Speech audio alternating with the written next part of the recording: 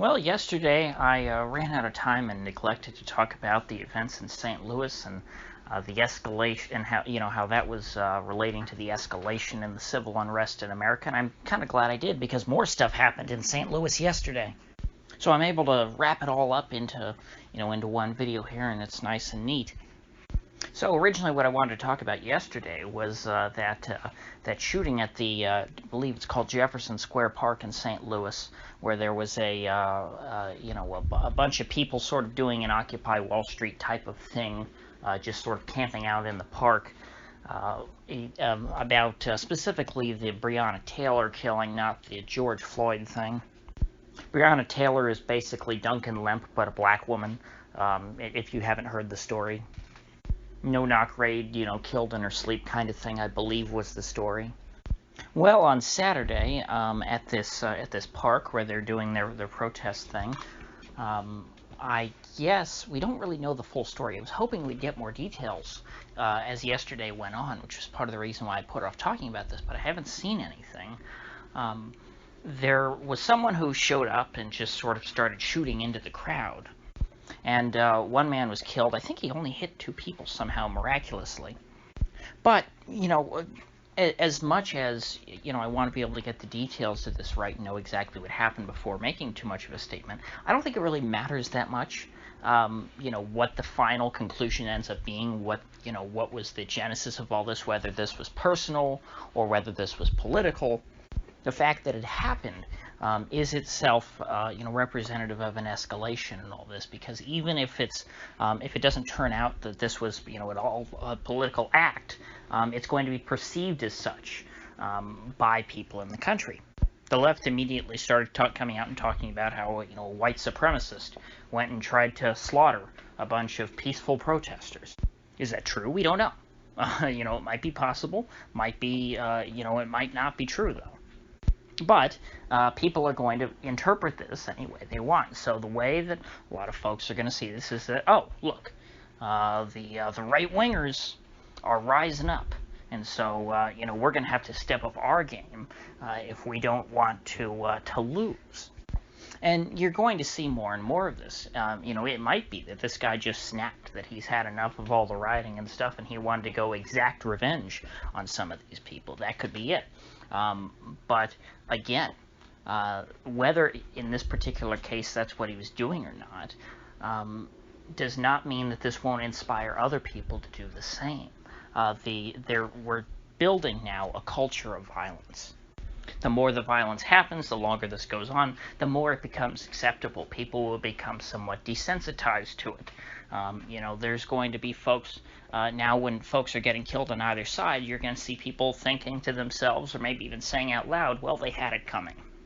And more people will start, taking up arms. Folks will feel emboldened. The left might actually, and we've been seeing some of this, but on a wide scale, might start arming themselves. I think it's pretty clear to everyone that gun control is dead at this point, but I still don't think that you have, the mainstream of the left wing in America, being openly pro-gun. That, I think, is starting to change. And if this stuff keeps up, well, then left-wingers are going to feel like at their big rallies and protests and even, their angry mobs, they're going to want to be a large contingent of armed people. Because right now, the only armed folks you really see are really fringe groups, like the John Brown Gun Club or Redneck Revolt. I guess those guys are famous, but there's not very many of them. The left is not at all like the right, to where ordinary people at a right-wing event might just be carrying a gun because that's what they do all the time. And so as more of these people do arm themselves, you're going to have a lot more opportunity for actual gun battles to break out in the streets of America. And with tensions being so high, these may not even be actual groups of right-wingers and left-wingers, hashing things out, 1920s Germany style. It might just be that there's some kind of misunderstanding, and because everyone's so scared, somebody starts shooting, and then the other side starts shooting back, and there you go. You've got a battle. The room for political discourse in America has totally eroded. There really is no space for communication now. We are to the point to where people are going to start only being able to deal with political differences through violence. Folks are really, normies, recognizing that those who have slightly different ideas about them on what the top marginal tax rate should be are really their mortal enemy. That they have seemingly divergent views on the very nature of civilization. When people see folks of another political persuasion, they feel threatened now. And, it's difficult for me to say at this point if, whether or not in the long run this is a positive development or not. Because, of course, I've said for a long time that I thought that, political reconciliation in America was impossible. But I, at all costs would prefer that, things did not escalate into violence. I'm under the impression that you won't be able to reconcile the differences between the American left and the American right, but I don't want them to kill each other, obviously. I want people to peacefully go their separate ways. But as we saw again yesterday in St. Louis, that just isn't possible. Yesterday, there was a video going around of some older couple. They probably look to be in their 50s, I'd say, standing on their front lawn, brandishing weapons at some quote-unquote peaceful protesters as they marched by. And the left was outraged, saying these people need to be arrested. How dare they? They're pointing guns at peaceful people just walking on the sidewalk. They're looking down at these black folks like they're, prison guards coming out of their big castle, which, a lot of people were saying their house was gaudy. I'm from Florida. We have really gaudy, ugly houses. This looked like a, pretty nice, 19th century, not really neoclassical, but one of those, old-timey architectural styles. I don't know, maybe some people would say that it was neoclassical. I'm not an architect, so I don't really know how to characterize it. But anyway, nice big fancy house. That was the point. And supposedly on a public street. Well, it turns out that as later video revealed, the left was completely wrong. These people were, even if this was a public street, you're still justified if there's an angry mob walking by your house to stand outside armed to show people that, hey, if you come at me, you're going to get shot. Well, what ended up happening was this was in a walled-off gated community, and the mob busted through the gate because I guess, as we were hearing a few weeks ago, they want to intimidate the suburbanites. And suburbanites think that they're safe because they live in their walled-off gated communities. Well, this group wanted to show them that that's not the case. They wanted to demonstrate their vulnerability. And this couple, these two attorneys apparently, weren't having any of that. They were not going to be intimidated, which I applaud them for.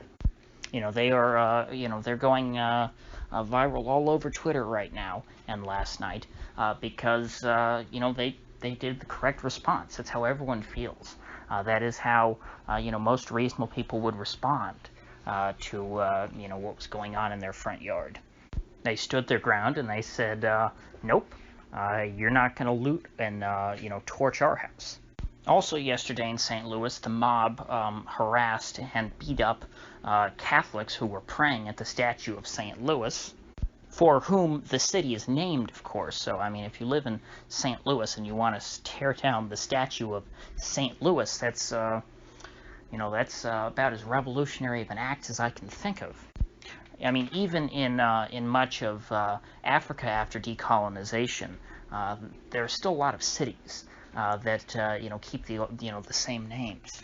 Long after all the white folks had left, because, just historically, there are certain cities in Africa that were founded by Europeans, and so they have European names.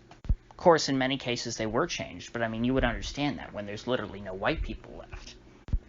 But here, you have, it's just kind of funny to see how in America, they want to, I guess, decolonize our geographic names, I would imagine, and get rid of all the, the legacy of European settlement, but over 60% of this country is of European descent. So it's just kind of funny. It seems backwards to me. It seems like, the first thing you would want to do is get rid of all the white people and send them back to Europe on boats or something, and then try and destroy everything, all the remnants of their culture in this country. And so the Catholics who are just trying to pray, before a statue of a saint, people forget that St. Louis is an actual saint, because of course Catholics can't pray in church while these people are out rioting in their groups and spreading disease. So the Catholics have to pray either in their homes or out in the open. A priest from the cathedral, St. Louis Cathedral, also came to try and talk with some of the rioters about the importance of St. Louis, and why it's worthwhile having a statue of him, what sorts of things he accomplished in his life, and he was shouted down, and he invited them to come by the cathedral to learn more about St. Louis, and they essentially said, no, we're going to burn that down too. So I guess in addition to being just plain anti-white, the Black Lives Matter folks are now also anti-Catholic. Reminds me a bit kind of the KKK, who also hated Catholics quite a bit. I believe they actually had a few lines about trying to decide who was worse, the blacks or the Catholics.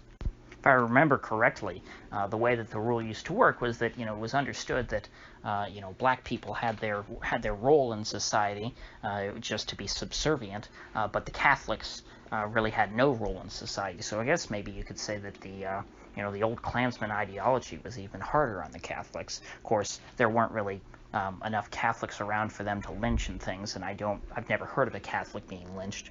But anyway, it's an interesting parallel to today's, identitarian movement.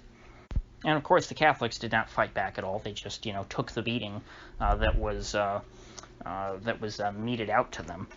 Catholics generally are, pretty liberal and sympathetic to these sorts of groups. So, maybe the Catholics will say, maybe Pope Francis will come out and decanonize St. Louis or something to justify, dismantling the statue and smashing it into a million pieces. But who knows? Maybe the Catholics will stand up. Maybe that's kind of their line, is anti-Catholic bigotry. Maybe that's something that will start to change them. I guess we'll have to see. Well, anyway, getting back to that couple in the suburban neighborhood, in the gated community, I think that what we witnessed yesterday was a microcosm of what would happen if all of the rioters carry out on their promise to start marching into suburban neighborhoods, where people generally are much more heavily armed than they are in the cities. If they think that they can go and just burn and loot as they please in the suburbs, I think that they will encounter much more resistance. There's going to be more pushback, and of course, as there's more pushback, if there are indeed shootings, and it's a good thing that these folks didn't have to shoot any of these people and they just stayed off their yard, which of course is the point of being armed. You want to deter people. You don't actually ever want to have to use your gun and kill somebody, but it's supposed to be a deterrent. That's why they went out there instead of hiding in their house, because if they hid in their house, then somebody probably would have come in, started smashing their windows, come in, and then they would have gotten shot. And then things would have been much worse for them.